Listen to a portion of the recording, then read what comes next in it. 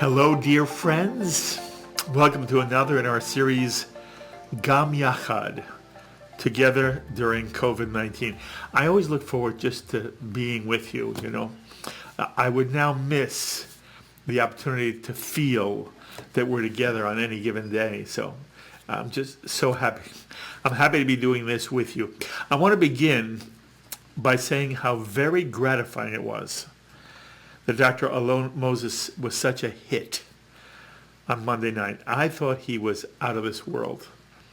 And he answered question after question with patience and with a great deal of information and sweetness to him. And much of what he said, and remember, he's one of the leading authorities in the world on infectious diseases like the coronavirus. He is the director of infectious diseases for the entire Hadassah Hospital complex in Israel. He's based in Jerusalem. And if you listen to him carefully, you have to be somewhat calmed by his saying that while the total number of people who are likely to be infected with the virus are many, and it could take the life of many, many people, he made it clear that the estimates of 3 to 4 million deaths could be way overblown, and that the actual percentage of people who might die from this virus is a very tiny fraction of our total population. And Dr. Moses described the coronavirus as much more dangerous to people because it's easily spread. And more important, the human population of the world has not yet developed antibodies to help one's own immune system fight off the disease. So many people will die. But how many? Well, it seems that it will be a small fraction of the people who are infected by the virus. This does not minimize the enormity of the human suffering this virus will inflict on so many people, on society. It does not mitigate that. It does not trivialize that. When one talks about populations as a whole, sometimes one forgets the population as a whole is made up of individual human beings, men and women and children, and husbands and wives and parents and grandparents and good friends. Any time we lose any individual, it's a tragedy. One who saves a single life, the Talmud tells us, is credited as having saved all of humanity. One who destroys a single life is responsible for destroying as if all society, all humanity, all of human life. So every single life is precious, treasured, and any loss is a tragedy, especially for the family. But at the moment, we are part of a larger world, a part of a community here in America. Israelis are part of the Israeli society. And every country is dealing with this internally as a population of its own. And the science seems to show that a small fraction of these populations will die. Even a small fraction among those of us who are over 60, though a greater percentage of those 60 or over will be in danger of dying, more so than the overall population. And that means that if someone above the age of 60 follows the rules,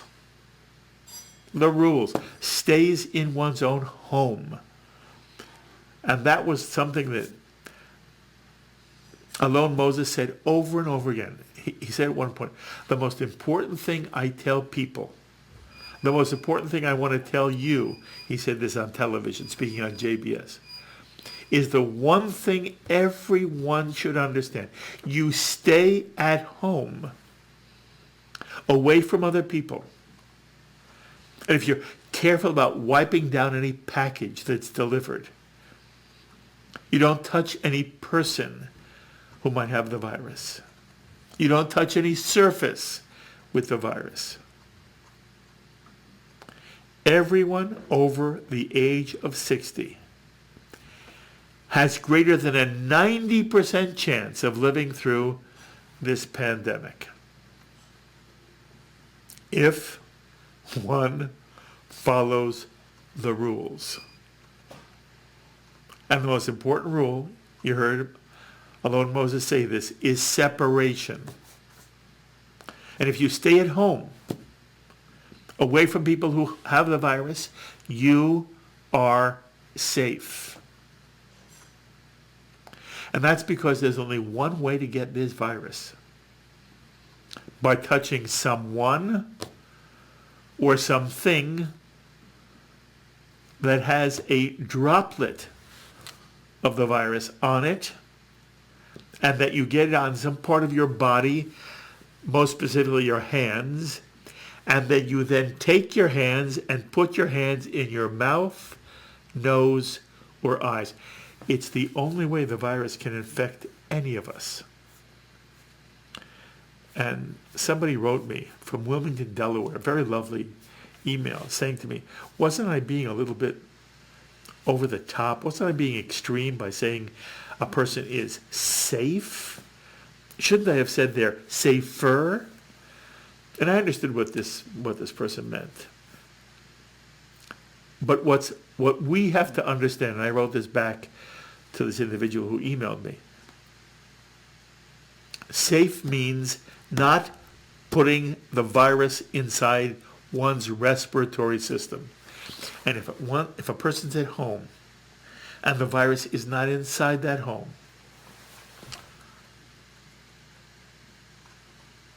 according to Dr.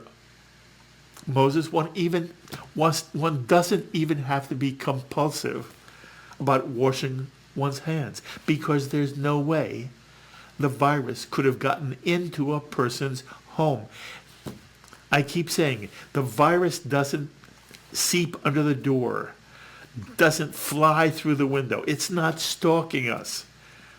It's a virus that lives on and in people in their respiratory system. And that's why we're told not to touch our mouth, nose, or eyes.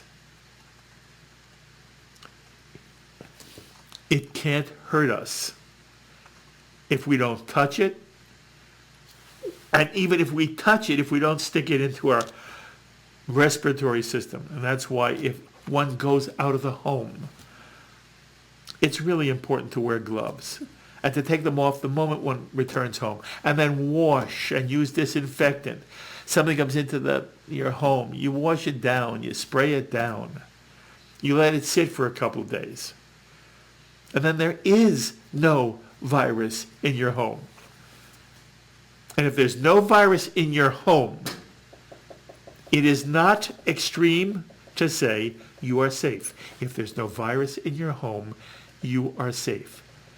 Just don't let it in your home. Don't let it in your home. So is the coronavirus something to be concerned about? You bet. Very much so.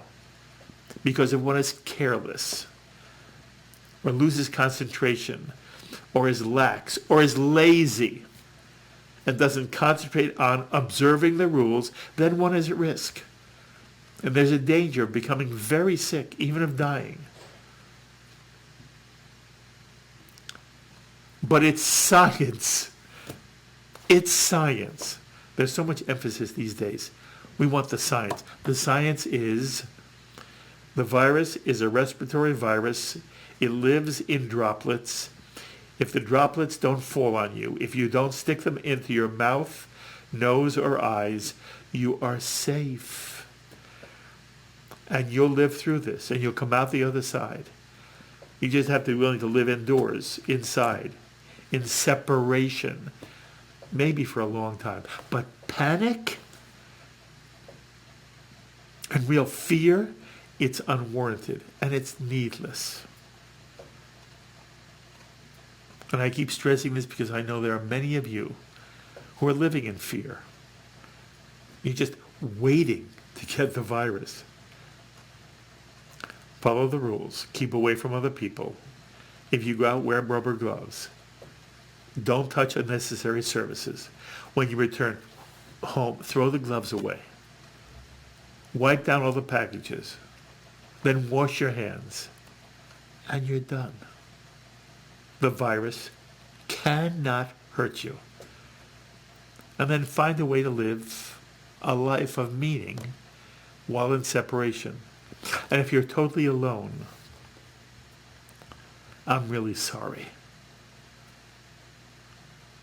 Being alone can be frightening in and of itself. And it can be lonely. And loneliness is, in many ways, the worst pain a human being can endure. The Torah tells us it's not good for a person to be alone. We need companionship. We need love. We need friends. We need help and protection, especially as we get older. So I'm really, really sorry for those of you who must now live alone. So please remember, in whatever way this means, I am with you. I'll keep reminding you that every day. All of us here at JBS, we care about you. We're thinking of you all the time. We're talking about our audience all the time. We're trying to broaden our programming during this terrible time. But we are with you. I am with you. By the way, we've been asked. Here's the answer. We are going to have a Seder for you here on JBS Seder night. First Seder night, second Seder night. Rabbi Mark Schneier of the Hampton Synagogue will be taking you through the Haggadah, explaining Jewish ritual every step of the way.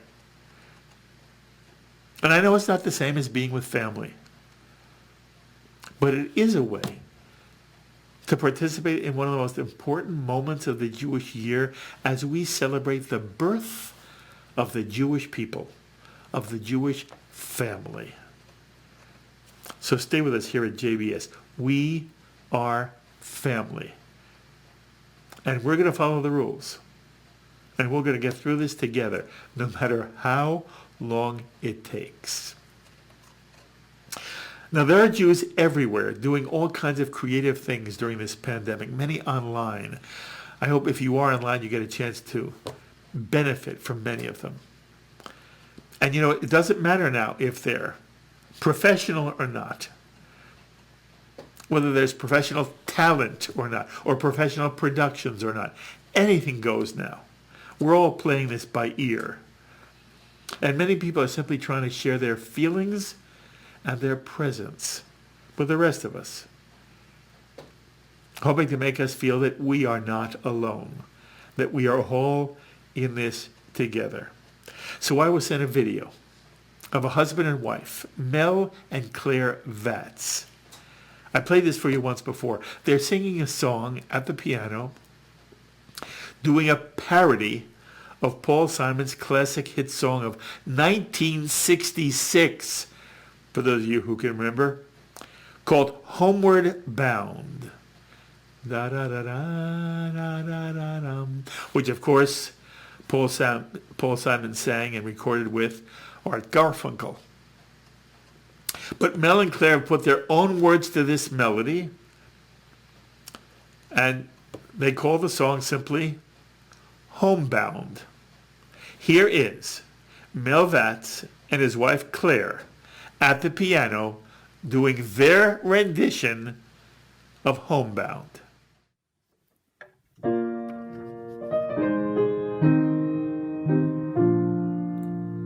I'm sitting here in isolation, waiting for the vaccination. Ooh.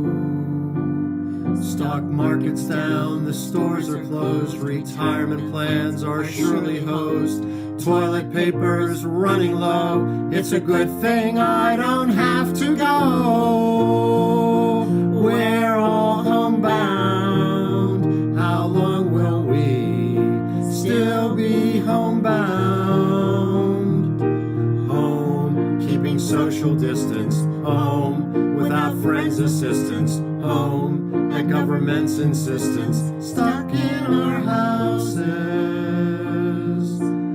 I'm getting used to sleeping late, should clean the house, but it can wait. Ooh. I try to work from my PC, but soon the fridge is calling me. I eat some snacks, turn on TV. Without Netflix, what would life be? We're all homebound.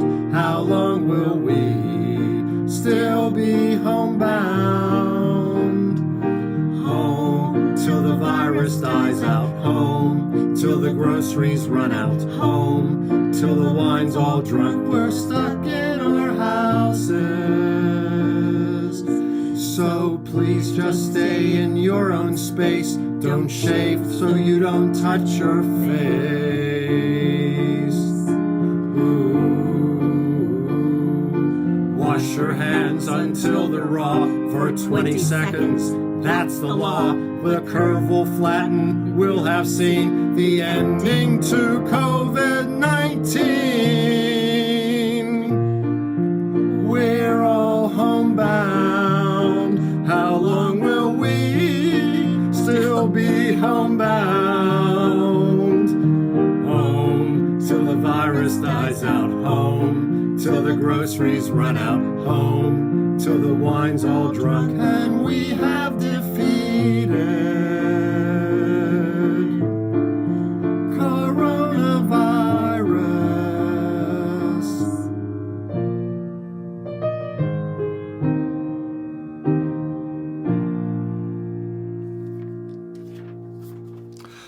Just delightful.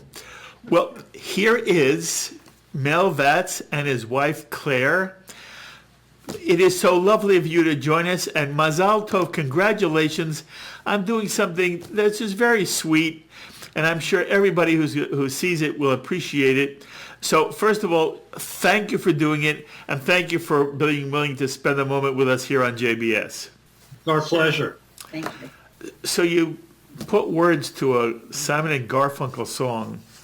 Mel, do you do this often? Do you often do parodies?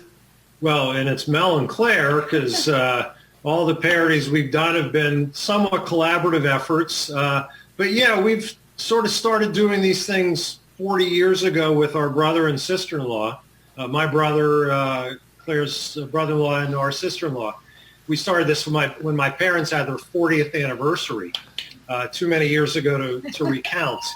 We started that out, and we do these, write these for, family gatherings, birthdays, anniversaries, weddings. And so this just seemed to us to be another perfect opportunity to pull one out of the hat. Absolutely. And taking Homeward Bound and making it Homebound was genius. Claire, how long have the two of you lived in Pittsburgh? Well, I came to Pittsburgh in 1975 to go to graduate school, but Mel is a lifelong Pittsburgher. And so we've been here since, well, forever. Forever. I came back here after going to law school. Never thought I'd stick around and never left again. And I came via New York, actually. I'm from Massachusetts, but I went to college at Adelphi on Long Island. I understand, brother, you are very involved in the Jewish community. Is that correct? Well, we're members of a synagogue here in our community, which is a suburb of Pittsburgh. We're in Mount Lebanon, which is about 6 miles outside of Pittsburgh. And, yeah, we've been involved in that synagogue for 35 years almost. And at the moment, can you give me a sense and give our audience a sense, how is the Pittsburgh Jewish community responding? How are you responding? Well, I think that our temple has really stepped up to creating online activities and things. There's things for children. There's programs for adults, and of course, services on Friday night and Saturday morning. There's quite a lot that they're doing online, and it's extraordinarily impressive. And we've really enjoyed viewing and being part of that. We also have a dear friend who always includes us in her Passover Seder. And unfortunately, she canceled it. But I've been thinking about how can we do some Passover Seder using our Zoom, connection, because we have that. So, I'd like to think that, our synagogue, all, organizations, religious organizations, just like all other civic organizations, have really stepped up in this crisis. Yeah. First of all, they were leaders in making the decision to enforce social distancing, in being out front, in canceling services, making sure that everybody understood the importance of it. And they have done a great job in keeping the community connected with each other during this whole time. So I think it's been a great model for everybody. That's wonderful. Mel, you are a practicing attorney in Pittsburgh, correct? I am. Claire's a speech pathologist. And it seems to me, you and I spoke before we went on camera, it seems to me you're pretty busy. Well, I've been busy on and off. I do a lot of litigation work. So, of course, all the courts are closed. And there are some proceedings that are going on by video, but that's just starting to ramp up. So mostly, we're all doing a lot of Zoom conferences and chats from our home offices. There are a lot of questions out there about how this is impacting businesses. So that's coming up. But yes. I have a lot more free time in my hands than usual. Claire's in the same boat, being a healthcare provider. You're a healthcare provider. Yes. Yeah. What do you do, Claire? I'm a speech language pathologist. Where? And here in Pittsburgh, I have a private practice. Very and nice. I was actually already set up to do online kinds of activities because I run a group for people with Parkinson's disease that we do through a grant that we have. It's called the Loud Crowd.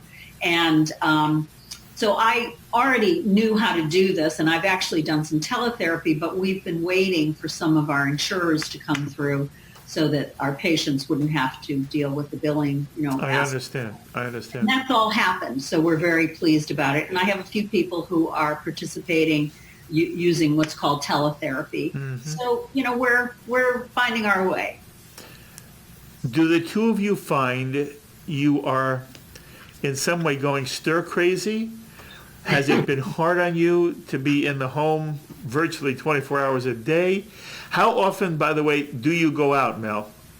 Well, we go out. We try to get out every day. At least now the weather's getting nicer, and Pittsburgh suffers the affliction of a lot of gray days. And we have had some nice spring-like days over the last week or so. So we've been getting out, gardening early and taking walks. Yeah, we rode our bikes one day. And it's, we're not going out like going to stores or anything like that. In fact, are you shopping at stores? No, not really. Very briefly. How do you get your food?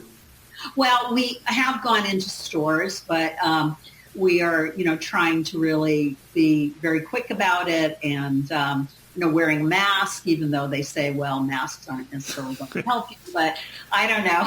As one of our sons lives here in Pittsburgh, and he's been sort of Jiminy Cricket about, stay safe and do these things. And he's a big proponent of masks because he feels like people avoid you if you're wearing one. So, are you going stir crazy, or has it been okay? It's been okay for us. Yeah, and, we've been lucky, We're healthy. We've got enough food here. We certainly have enough to occupy ourselves. And we like to be together, so it's, Yeah, so far good we haven't for you. driven each other. Yeah. Are you frightened for yourself? Personally, health-wise, I don't think that we are. We're being careful.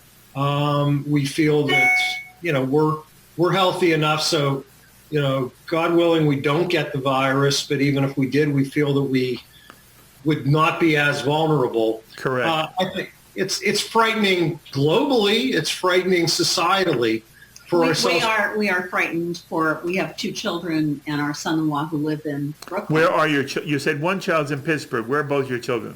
Our other 2 live in Brooklyn, and so we are worried about them, and we've chatted with them about, do you want to come home? But they're going to stay where they are, and in some ways that's a good thing because we don't want them to bring it to us if they've been exposed. Yes. And, but on the other hand, we worry about them. But they've been real careful.